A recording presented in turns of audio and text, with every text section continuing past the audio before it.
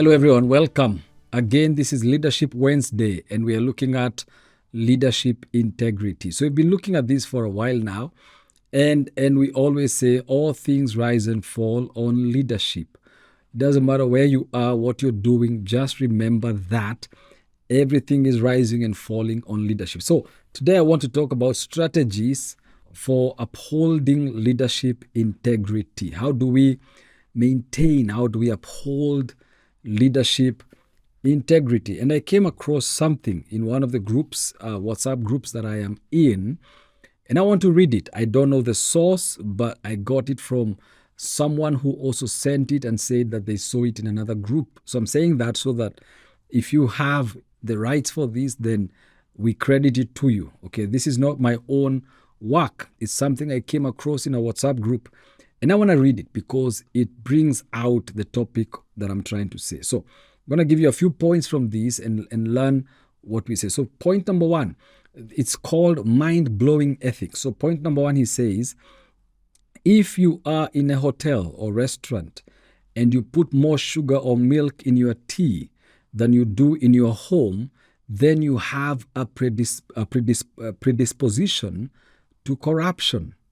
Number two, if you use more tissue paper, soap or perfume in the restaurant or public place than you do at home, then you have the opportunity to embezzle. Then when you have the opportunity to embezzle, you will embezzle.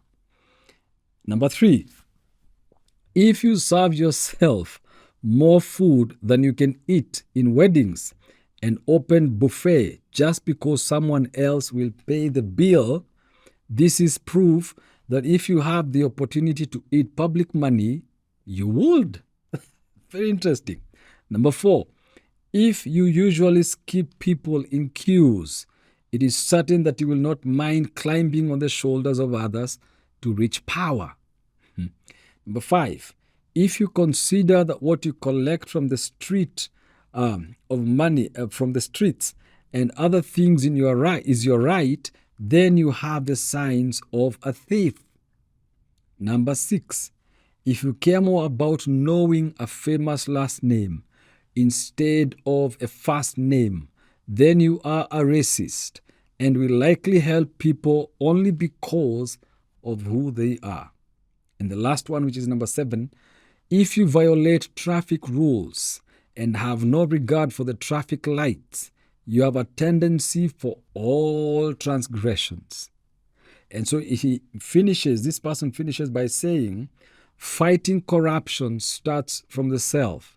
Let's try to be distinguished people wherever we are, and remember that honesty is what you do between you and yourself, and not just what you do in the presence of people.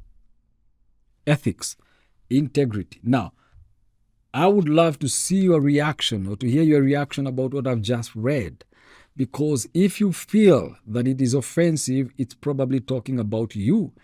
If you are like, no, that's not me, then it is probably you that we are talking about. Strategies. If you go to a wedding, don't put on more food that you can eat. Just put on what you eat at home, okay? And finish your food. So one of the things that we have to do, one of the strategies that we need to adopt to be able to uphold integrity, I'm going to give you three. The number one is develop a strong ethical framework, okay?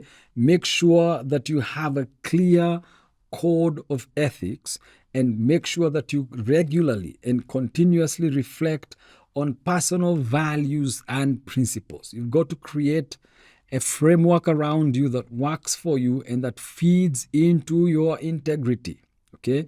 The number two thing that you've got to do is to promote a culture of integrity, all right? So in other words, what you do is you lead by example. You put yourself out there as a champion of integrity, and you find yourself becoming that, because then there's more expected of you. You've got to encourage ethical behavior throughout the organization, or behavior of integrity throughout the organization, and also train yourself or attend seminars or trainings on ethical decision making. Okay. And then number 3 is implement accountability mechanisms. How do you get accountable to the people or in regards to your job? So you've got to establish checks and balances that you can use, that people can use to check you, or you can also use to check yourself, and encourage feedback and also whistleblowing. If someone sees something going wrong, encourage them to speak about it so that you find a way of how to fix it.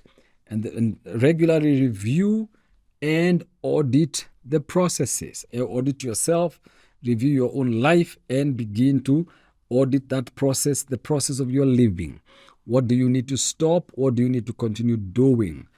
Integrity, leadership integrity, as I began by saying, is one of the most crucial aspects of leadership in today's generation, in today's time. Remember, all things rise and fall on leadership. God bless you.